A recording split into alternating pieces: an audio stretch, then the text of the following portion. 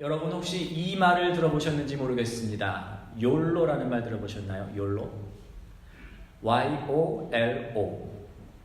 약자입니다. You only live once. 인생은 단 한 번뿐입니다. 이 말을 뜻하는 약자인데요. 사회에서 요구하는 혹은 솔직히 얘기하면 쓸모있는 무언가가 되기 위해서 항상 나는 그렇게 살아왔다면 그런 사람에게는 꼭 필요한 말일 것입니다. 인생은 단 한 번뿐입니다. 혹은 내가 속한 가족이나 회사, 조직으로부터 늘 희생만 강요받으면서 살아왔다면 또한 꼭 잊지 말아야 할 말입니다. 인생은 단 한 번뿐입니다. 이 말이 저는 처음에 분명 한 번뿐이 주어진 삶을 허비하지 말고 잘 살라, 좋은 의미로 생겨났을 것이라 저는 그렇게 믿는데, 그런데 이 말을 요즘 오늘날 세상의 흐름과 엮어서 이해를 해보면 이게 잘못 곡해될 여지가 있는 것 같더라고요. 그래서 이 욜로라는 말이 오늘날 세상의 세태와 결합되면 이렇게 이해되지 않는가. 노세 젊어서 노세. 이런 대책 없는 낙관주의로 흐를 위험을 충분히 안고 있다, 그런 생각이 듭니다.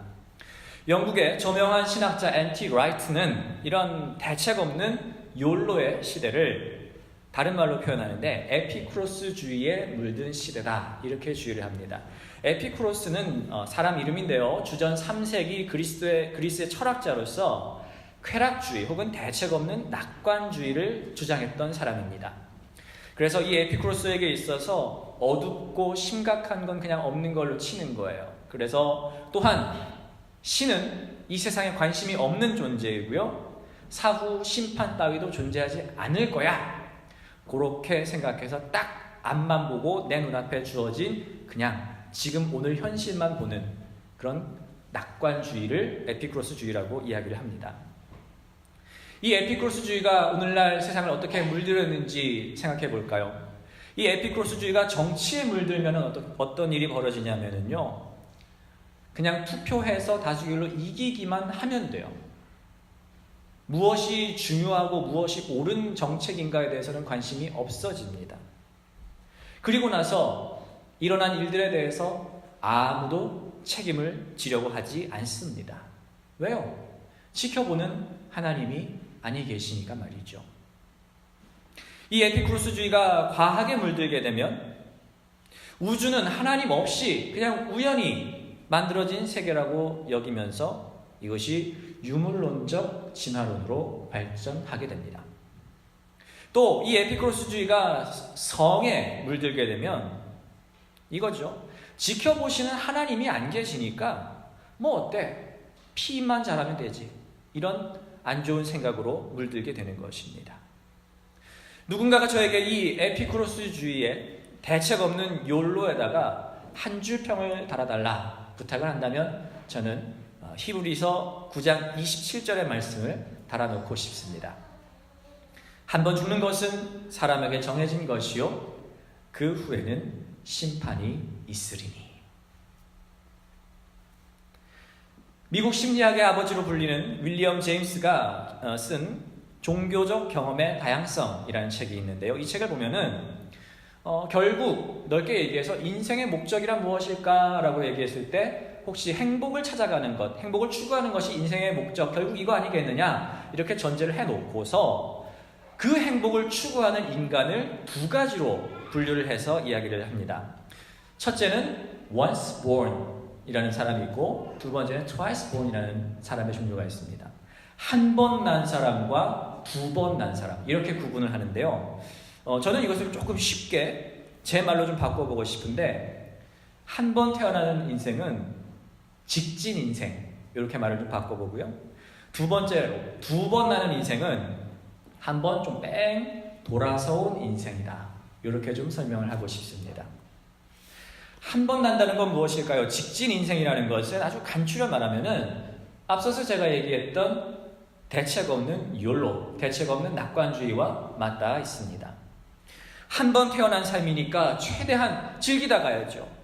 뭐 어두운 것, 심각한 것 바라볼 새가 어디 있어요. 그냥 좋은 게 좋은 거죠. 좋은 거 즐길 새도 없으니까요. 그냥 긍정적으로만 살면 된다고 여기는 삶이 once born, 한 번 나는 삶, 직진 인생입니다. 사실 기독교는 직진 인생과 거리가 멀 거라고 생각하지만 우리가 사는 모습을 가만히 들여다보면 직진 인생으로 만족하려는 우리의 모습도 적지 않아요.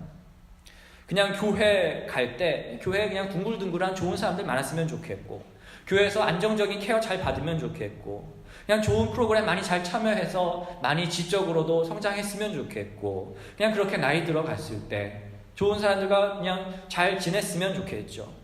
근데 거기까지만 놓고 봤을 때 그건 참 축복이겠다라고만 얘기를 하지, 근데 이걸 가지고 뭔가 부족하지 않은가, 잘못됐다라고 얘기하는 사람은 많지 않을 것이에요. 하지만 분명 진정한 기독교는 그것으로 모자란다고 이야기합니다. 특별히 사순절을 기억하는 기독교라면 더욱 그럴 것입니다. 모든 인생이 좋은 것만 가지고서 설명이 될 수는 없습니다. 우리는 살아가면서 외적인 시련이 다가오든 혹은 내적인 고뇌가 생기든 인생의 허무함과 고통을 마주하게 됩니다. 그 가운데서 우리는 우울감, 멜랑콜리를 품게 되고요. 그리고 그 우울감으로 인해서 자존감의 바닥을, 인생의 바닥을 치게 될 수 있습니다. 그때에 극적으로 참된 하나님의 존재를 마주하고요. 또 참된 인간의 운명이 무엇인지를 마주하게 되죠. 그리고 그 끝에서 비로소 진정한 행복이 무엇인지 알아가게 되는 것이 한번 돌아오는 인생입니다. 사도 바울이 로마서 7장 24절에서 이렇게 고뇌하며 소리치지 않았습니까? 오호라, 나는 곤고한 사람이로다. 이 사망의 몸에서 누가 나를 건져내랴. 그 인생의 고뇌가 담겨있는 말씀. 그러나 주 예수의 십자가로 구원받은 나라는, 우리 존재를 발견하는 로마서 8장의 그 위대한 말씀이 이어지지 않겠습니까? 한번 돌아온 것이에요.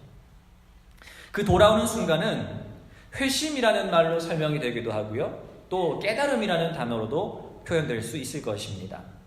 이것을 윌리엄 제임스는 2번 난 사람, twice born이라고 설명을 했고, 저는 오늘 설교 제목에 등장하는 단어를 사용해서는 광야를 지난 사람이다, 이렇게 표현해보고 싶습니다. 그냥 직진하는 인생이 아니라 광야에서 한 번 돌아온 인생에 관한 이야기를 오늘 사순절 첫 번째 주일을 맞이하며 나누고 싶습니다. 그 첫 주인공은 여러분 잘 아시는 모세입니다. 오늘 본문 출애굽기 3장은 모세가 하나님을 만나는 유명한 장면이 담겨 있습니다. 여느 날과 같이 미디안 광야에서 장인 이드로의 양떼를 치던 전직 이집트 왕자 모세는 불이 붙었는데 타지 않는, 소멸하지 않는 떨기나무 가운데에서 하나님을 만나게 되었습니다. 이미 이 순간부터 우리는 모세의 운명을 직감하게 됩니다. 우리 모세 이제 인생 편하게 살기는 글렀구나. 40년간 이집트 왕실의 사람이었던 모세는 또 다른 40년을 미디안 광야에서 보내며 광야의 사람 혹은 광야의 모세가 되어 있었습니다. 오늘 말씀 가운데서 하나님을 만나기 직전까지 모세에게는 그 마음속에 어떤 것들이 들어있었을까요? 인생 무상 이런 것들이 있었지 않았을까요? 왕실의 사람으로서 지냈던 지난 세월, 지난날의 영광은 이제 다 떠나보내고 이제 잊혀졌겠죠. 그리고 어쨌든 이제 자리 잡고 처자식도 생기고 40년간 이곳에서 지나갔는데 이 광야에서의 삶에 익숙해져서 이제 그냥 여생을 이렇게 편하게 이곳에서 마무리할 수 있을 텐데, 너무나 광야가 익숙해져 버린 모세는 이 거부할 수 없는 하나님의 부르심 앞에서 자신의 인생은 물론 자신의 속했던 히브리 민족 전체의 운명을 그 등에 지게 되었습니다. 그런데 우리가 오해하지 말아야 할 것은요, 모세가 지금 하나님을 만났다고 해서 하나님을 만났으니까 갑자기 힘이 불끈 솟아가지고 근육이 생기고 갑자기 지혜롭게 변해가지고 갑자기 용기가 생겨서 슈퍼히어로가 되어서 바로왕에게 나아갔던 것은 아니라는 것입니다. 그는 여전히 애굽에서 도망쳤던 아픈 기억을 갖고 있었고요. 광야에서 정착해서 평생을 그냥 보내고 싶은 소박한 꿈을 가진 어쩌면 우리와 별반 다를 것 없는 사람이었습니다. 그런데 모세는 이후에 이제 히브리 민족을 이끌고 광야로 나아갔죠. 광야에서 살 때 그 성깔이 없어지지 않았어요. 여전히 그가 가진 화를 조절할 수 없는 사람이었고요. 사건이 있었죠. 그가 막 화가 났을 때 백성들이 짜증나게 하니까 하나님께 먼저 여쭤야 되는데 여쭈지 않고 그냥 자기가 일을 홧김에 해결을 해버려서 그로 인해 가나안에 들어가지 못하게 되었습니다. 우리 모세님께는 좀 죄송하지만 좀 더 극단적으로 얘기를 하자면 이 모세라는 인간 자체가 가진 캐릭터나 그가 가진 능력은 어쩌면 저나 여러분이나 별반 다를 것이 없었다는 겁니다. 그냥 모세도 조금 복잡한 사연이 있는 보통 사람이었습니다. 그렇다면 무엇이 이 광야의 촌부 모세를 위대한 민족의 지도자로 만들 수 있었단 말입니까? 제가 참 좋아하는 찬양 중에 부르신 곳에서라는 찬양이 있는데 그 가사 중에 이런 말이 나옵니다. 내가 걸어갈 때 길이 되고 살아갈 때 삶이 되는 그곳에서 예배하네. 이거 되게 유명해진 가사인데 래퍼 BY라고 있잖아요. 그 친구가 이거를 따다가 자기 랩에다 썼더라고요. 이 가사를 쓰신 마커스 미니스트리의 설립자 김준영 디렉터라는 분이 계신데 이분이 강의 중에 이런 얘기를 하더라고요. 학문에 대한 이제 강의를 하다가 이런 얘기가 나왔어요. 우리가 몸담고 있는 학문, 말을 바꿔서 내 분야, 내 삶의 영역이 하나님의 문화가 되도록 경작하고 지켜야 할 책임이 있다. 그것이 우리가 세상을 섬겨야 하는 이유고 부름받은 목적이다. 이런 이야기를 합니다. 그래서 그 목적을 가지고서 경작하면서 하나님을 섬겨야 하는 그 목적을 가지고서 걸어가다 보면 그게 길이 되는 것이고 살아가다 보면 그게 삶이 되는 것이다. 그런 의미에서 자기가 이런 가사를 쓰게 됐다. 그런 얘기를 해주시더라고요. 그랬을 때 그렇게 내가 걸어온 길과 살아온 삶이 하나님 나라의 문화가 되고 그렇게 하나님 나라에 기여하게 되는 것. 제가 그 순간 무릎을 탁 쳤습니다. 또 그런 깊은 뜻이 있었구나 싶었습니다. 우리는 어떻게 나의 삶을 누군가에게 이야기할 수 있을까요? 어린아이에게 너의 인생을 얘기해봐라 라고 얘기를 한다면 그 안에 미래 시제가 많이 쓰일 것이에요. 나는 무엇이 될 거예요. 나에게는 이런 가능성이 있어요 라고 내 안에 있는 아직 이루어지지 않은 가능성을 가지고 어린이는 자기 인생을 설명할 기회가 있을지 모르겠지만 설명해야 할 거예요. 어린 사람일수록. 그런데 우리의 인생이 주어진 시간이 점점 흘러가면서 우리는 그 시간 속에서 그 가능성이었던 것을 점점 현실로 바꾸어서 말을 해야 될 때가 옵니다. 그 가능성이라는 씨앗을 땅에 심어서 우리가 딛고 서 있는 이 땅에 심어서 경작하여서 나중에는 그 열매로서 나의 삶은 이런 것이었습니다 라고 설명할 수 있는 때가 올 것입니다. 우리에게 달란트를 주셨던 주인이 돌아와서 내가 준 달란트로 무엇을 했느냐 물으실 때 여러분은 어떻게 대답하시겠습니까? 대답할 준비가 되어 있으십니까? 다시 모세로 돌아왔어요. 무엇이 이 광야의 촌부 모세를 위대한 민족의 지도자로 만들 수 있었단 말입니까?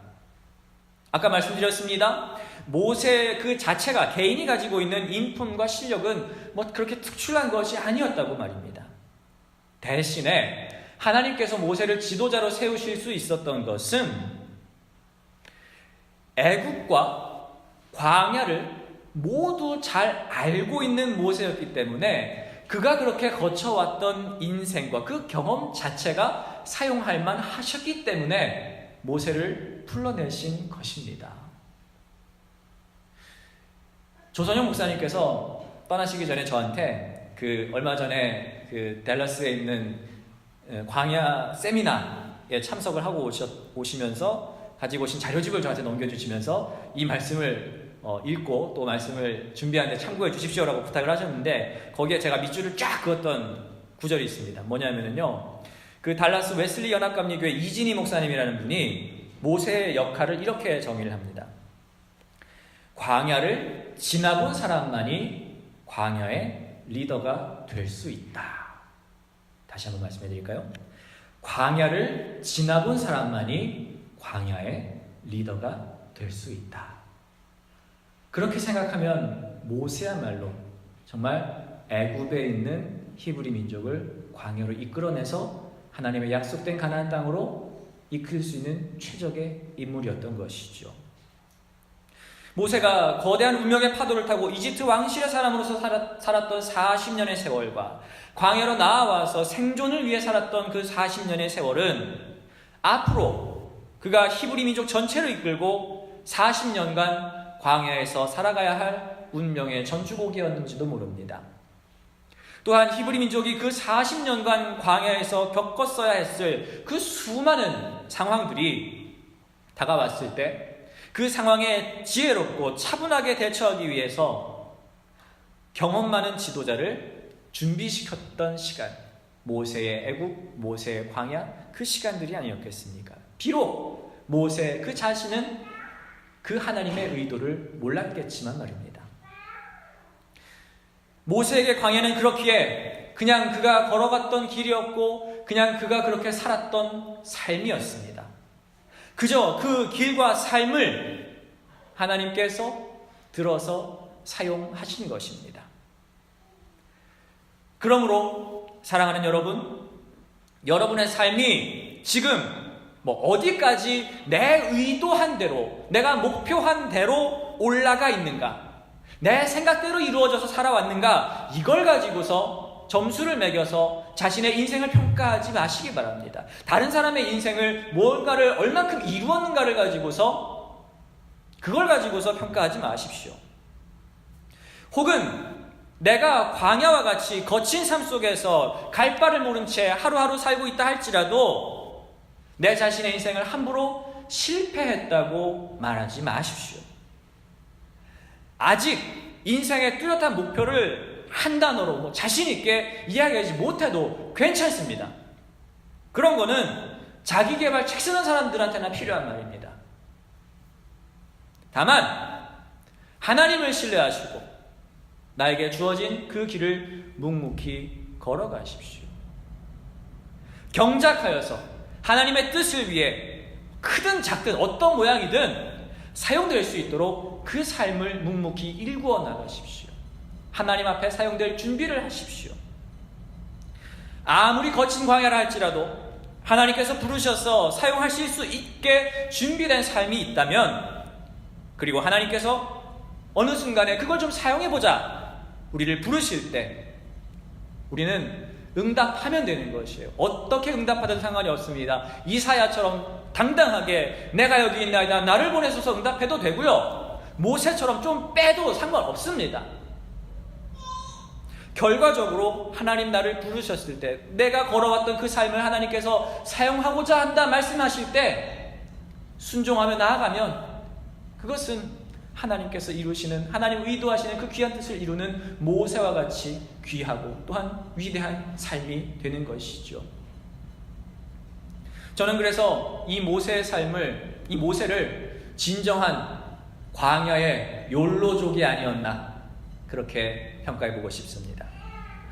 광야의 욜로족 모세는 그렇게 준비된 삶을 들여서 그 민족을 결국 노예 생활로부터 구해내는 위대한 지도자가 되었습니다. 그래서 히브리인들은 후대의 모세를 이렇게 평가합니다. 히브리서 11장 24절 25절의 말씀인데요, 믿음으로 모세는 장성하여 바로의 공주의 아들이라 칭함받기를 거절하여 도리어 하나님의 백성과 함께 고난받기를 잠시 죄악의 낙을 누리는 것보다 더 좋아하고, 훗날 모세는 이렇게 평가받는 사람이 된 것입니다. 그것이 광야에 던져진 인생을 가장 아름답게 살아내는 방법이었습니다. 이것이야말로 진정한 욜로가 아니겠습니까?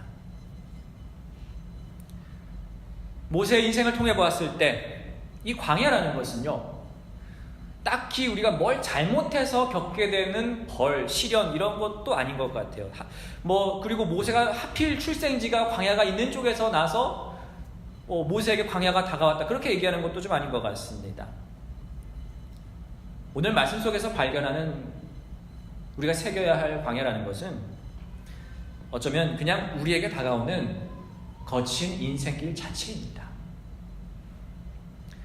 이걸 우리가 피할 수가 없다면은요, 그럼 무엇입니까? 이제 관건은 그 광야에서 우리가 어떤 삶으로 응답하느냐의 문제입니다. 하나님께서 먼저 알려주지 않으셔도 말이죠. 우리 인생의 광야는 우리가 우리 자신의 삶을 어떻게 바라보느냐에 따라서 달라집니다. 만약 우리 인생은 직진만 해야 돼, 직진하는 인생만이 행복한 인생이야 라고 정의를 한다면, 광야를 인정하지 못한다면 우리 인생 가운데 시련이 다가올 때, 실패가 다가올 때 얼마나 힘들겠습니까? 이러면 안 되는 것이니까요. 뭔가가 잘못 끼어들어온 것으로 해석을 하게 돼서 늘 고통과 불만의 연속일 수밖에 없습니다. 내 인생이 왜 이렇게 무너졌지, 실패했지라고 여기게 되겠죠. 직진하는 인생이 바른 인생이다, 제대로 된 인생이라고 생각한다면 말입니다. 하지만 우리가 광야를 인정하고 간다면은요, 광야는 우리에게 다가오는 것이고 좀 거칠어서 가기 싫긴 하지만 갈 수밖에 없는 우리의 삶이라는 것을 우리가 인정하고 껴안을 때, 돌아오는 인생 수긍하고 묵묵히 걸어갈 때, 그것을 내 인생에 주어진 주님의 부르심으로 여기고 살아갈 때, 우리는 메마른 땅을 홀로 걸어갈지라도 주님과 동행함을 믿기에 결코 외롭지 않을 것이며, 또한 길을 인도하시는 분이 계시다는 것을 알기에 적어도 어딜 갈 줄을 몰라서 방황하지는 않을 것입니다. 돌아가기는 해도 말이죠. 광야를 더욱 가까이 묵상하기 좋은 이 사순절기에 저와 여러분의 삶이 모세 못지않게 하나님 앞에서 귀하게 쓰임받고, 우리는 그 삶을 하루하루 준비하며 경작하며 묵묵히 걸어나가실 수 있는 진정한 욜로족 되시는 저와 여러분 되시기를 주님의 이름으로 축원합니다. 아멘.